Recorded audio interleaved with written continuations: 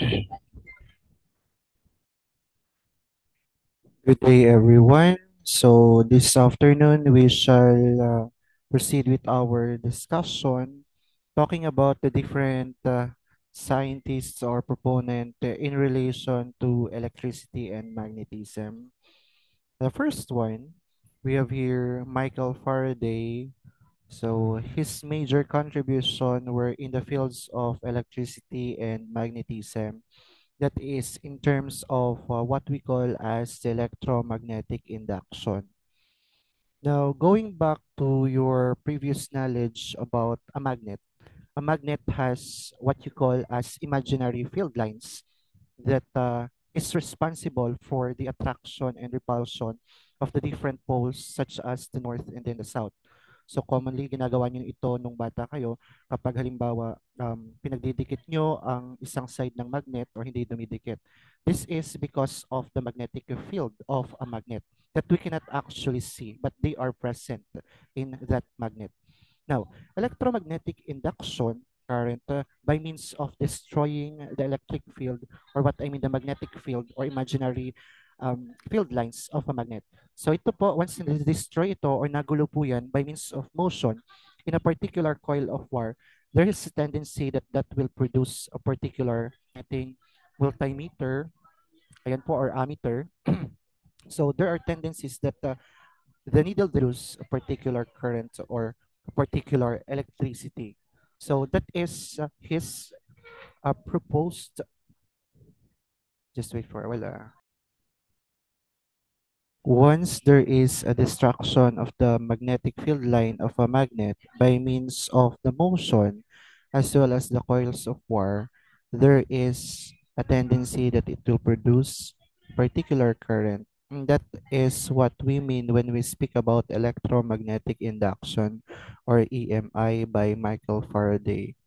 So change in the magnetic field line of a magnet produces current or electricity. Another one is a Danish physicist, I mean, a Danish chemist who discovered that electric gas needle, that is by means of Hans Christian Ørsted. And he was also the first who discovered that the current carrying wire will produce a magnetic field. So therefore, that is exemplified by a simple experiment that a particular battery connected nail will tend to attract iron filings in an area. So that way was right. So the next one is Andre Marie Ampere. He formulated a law of electromagnetism discovery that the law of electromagnetism explains how electric current or moving electric charges create a magnetic field around them. So he is the one who stated electricity as well as magnetism in a form of a particular conductor or wire. Ayan. Another thing, or another one is a physicist best known for his formulation of electromagnetic theory. This explains how magnetic fields are related and how they can interact to produce waves like light. So he was the main proponent of things that's happening in terms of the magnetic fields and how can they produce different other waves like the visible light. Heinrich Rudolf Hertz, he discovered that the waves established by James Clerk Maxwell's theory of electromagnetism is correct. So what is the theory of talking about the magnetic fields relation with each other from radio waves down to the visible light? All right. Let us talk about the different types of waves in terms of its classification. Okay. But before that, let's try to have first this one. Once we talk about the wave, this is anything, any rhythmic disturbance space. And commonly, these are its classifications. A wave is divided into two classification, the mechanical and then the electromagnetic wave. Once you speak about the mechanical wave, this will include the transverse, longitudinal, and then the surface waves. And this commonly are felt through a solid or liquid medium. This can travel through a solid and liquid medium, meaning to say na doon po sila pwedeng dumaloy.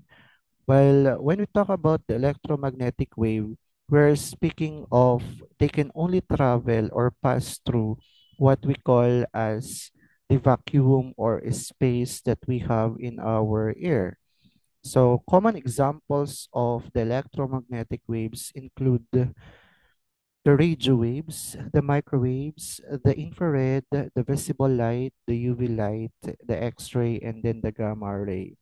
So our focus for this discussion will talk about the electromagnetic waves and no longer a mechanical wave. Because mechanical waves, ang included po dyan yung mga diniscuss po natin about sa P waves and then the S waves, wherein they can travel to both solid and then liquid matter. While when we speak about electromagnetic wave, they can travel through spaces. And of course, we cannot see those waves.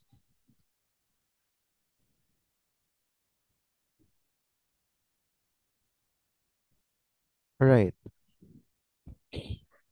going ahead. Once we speak about the mechanical waves, as what I've just mentioned, that they can travel through a particular medium, particularly a solid and then the liquid. So they cannot travel through a vacuum or sinasabi of mechanical waves that they can travel through is the sound waves and then the ocean waves. While when we speak about the electromagnetic waves, this does not require a medium, meaning to say in spaces they can travel, they can be transferred through an empty space, UV rays, visible light. Ayan. So we have here the parts of a wave. In order for you to better understand how the wave works, different parts of a wave. So commonly we have six parts or six basic parts of a wave. We have the what we call as the wave crest or the topmost portion, wave. Ayan po, kung nakikita niyo po dyan. And then the lowest portion is what we call as the wave between the crest and then the trough will be what we call as the wave height. Ayan po. And then speaking of crest to crest or trough to trough, ayan po, makikita natin. And another is the amplitude. This is the middle portion of the trough and then the crest or going to trough, that is what you call as the amplitude. And po, you better, because this is very important as you go through your higher levels. Ayan. By definition, wave crest is the highest part of the wave. Ayan po, natuturo po dito, nakikita natin, no? Na wave crest ang highest portion. And then wave trough naman yung lowest portion po natin or lowest part of the wave. And I hope that's of here the definition for the wavelength. This is the distance between two consecutive crests or two consecutive troughs. Okay po, or trough. So ito po yung wave crest. I wavelength. Crest to crest and then trough to trough. Nakikita po natin dyan, no? Ayan. Vertical distance between the wave trough and then the wave crest. Ayan po ang wave height. Sana po naintindihan natin. Next is what we call as the amplitude. This is the peak greatest, this is the distance from the undisturbed level to the trough or crest. Ito, from the middle portion going to crest or from the middle portion going to ang parts of a wave. Ayan. Let us talk about the electromagnetic spectrum. Ayan. So sinabi po natin that electromagnetic spectrum is composed of seven parts, namely the radio waves, the microwaves, the infrared, and then the ultraviolet ray, and then X-ray as well as the gamma ray. Yung visible light is in between the infrared and then the ultraviolet ray. Okay, ultraviolet light. Ayan. As what you can see here, that we have the radio waves as one with the longest wavelength, while the gamma ray is one of the shortest wavelength. Mapapansin niyo po dito no, sa distribution po natin, napaka liit ng frequency. Okay po.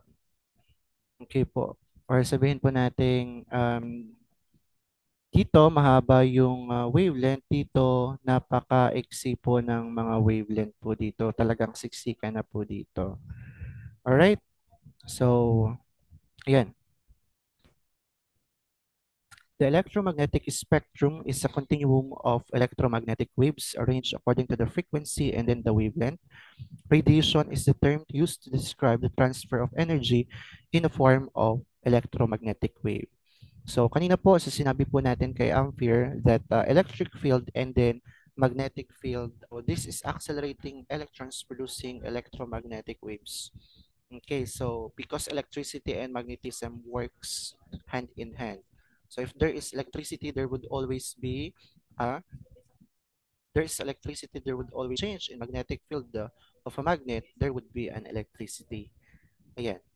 So commonly, we have here for us to compare the wavelength, the frequency, and then the energy of each of the waves in electromagnetic spectrum. So kung mapapansin po natin dito, no, we have wavelength, we have frequency, and then we have also the energy. Kung mapapansin po natin dito, um, radio waves, wavelength, while the gamma ray will be the shortest wavelength. Okay po, kasi kapag kinonvert natural number, commonly po, this is converted into negative 1, so meaning point.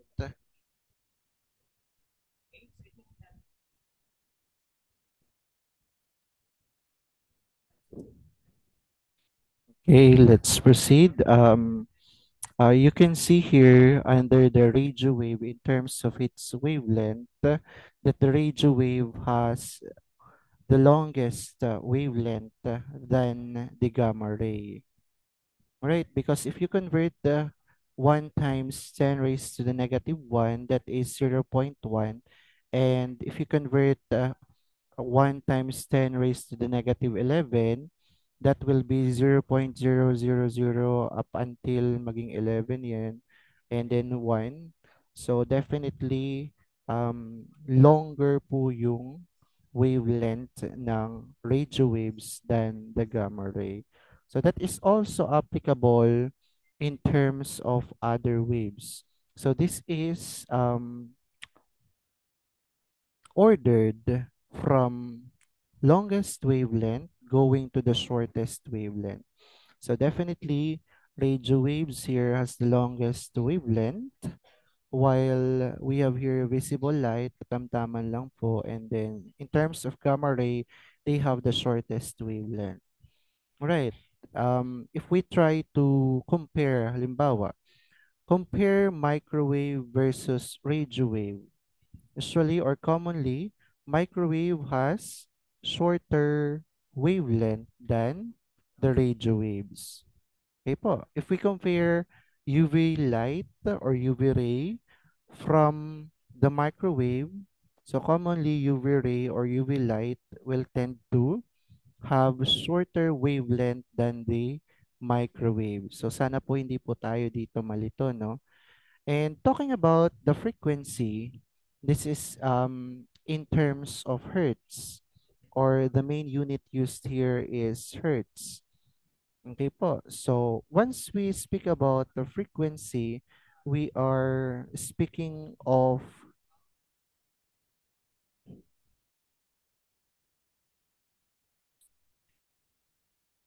once we speak about the frequency, we are talking about the number of repetitions that a wavelength has.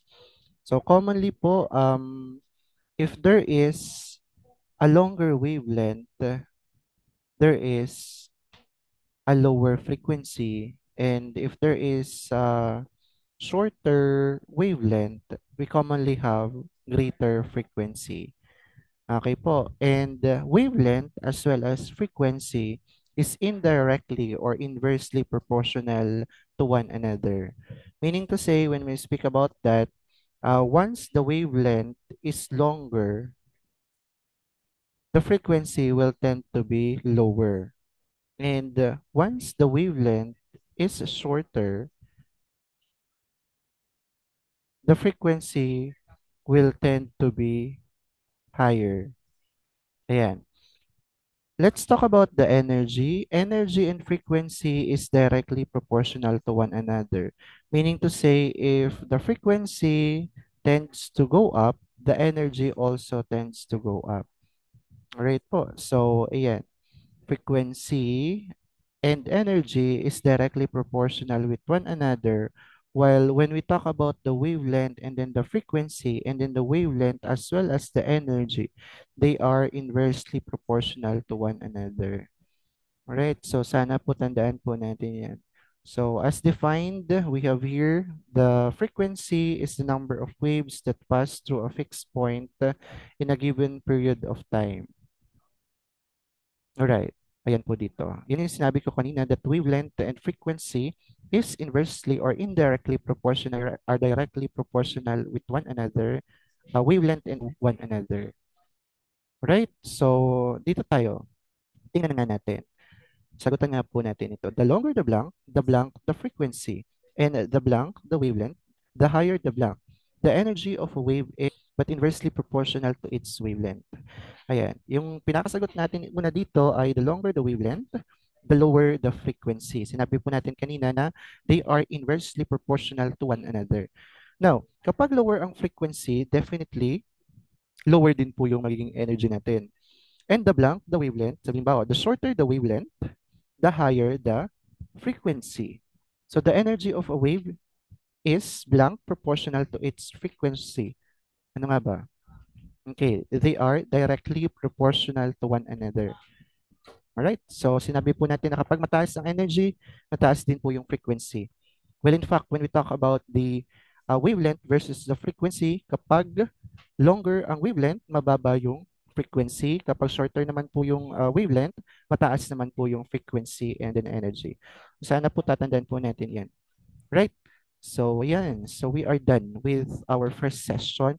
Other details of our discussion for this day will be tackled in our face-to-face classes so that you have listened to my session for this time period. So it is very important for you to always watch this in order for you to follow through my discussion in our face-to-face classes. Okay po, so inaasahan ko po na lahat kayo ay nakapanood nito and be ready for our session next meeting. That's all for today. Thank you.